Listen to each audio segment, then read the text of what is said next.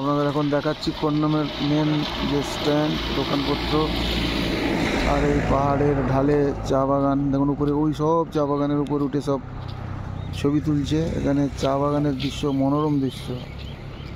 এখানে সব জৈব পদ্ধতিতে চা চাষ হয়। কন্নমকে দ্বিতীয় সুইজারল্যান্ড বলা হয়। নেপাল ইস্টে অবস্থিত।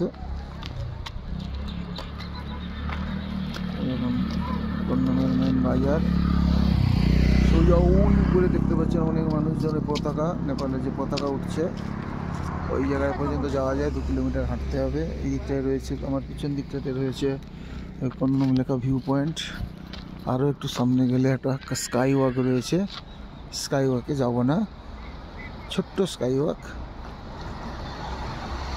ছোটো মানে একেবারেই ছোটো, 30 ফিট বাই 15 করে ছোট্ট স্কাই ওয়াক। পেলিং বা রাজগীরের মতো অত বড় নয়।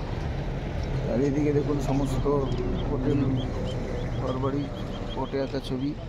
এক রাত্রি যদি এখানে কাটান, দার্জিলিংয়ে তো অনেকে কাটিয়েছেন, সেখানে তো ঘিঞ্জি এলাকা।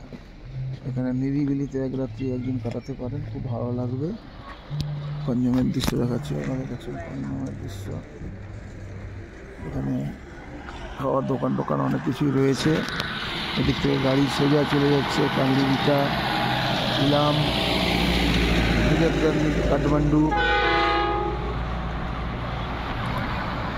দেখছেন কন্নমের দৃশ্য। বাস আছে, বাসের পরিমাণ খুব কম।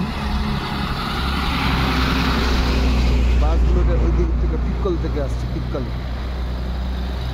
পিক্কল থেকে একটা রোড চলে যাবে ইলামের দিকে বাঁ দিকে, আর ডান দিকে রোডটা চলে গেছে পশুপতিনগর। পিক্কল থেকে কন্নমের দূরত্ব 5-5.5 কিলোমিটার। আপাতত এই পর্যন্ত। পরের টিপস আবার কিছু দেখাবো। ততক্ষণ আপনারা সবাই সুস্থ থাকুন, ভালো থাকুন। আজকে মেঘলা রয়েছে, যদি আবহাওয়াটা ভালো থাকতো পরিষ্কার দেখা যেত সমস্ত কিছু দূরের দৃশ্য। যাই হোক, যা যতটুকু পেরেছি দেখাচ্ছি, দেখতে থাকুন কন্নমের দৃশ্য। পরের ক্লিপস আবার দেখাবো। সুস্থ থাকুন, ভালো থাকুন, নমস্কার।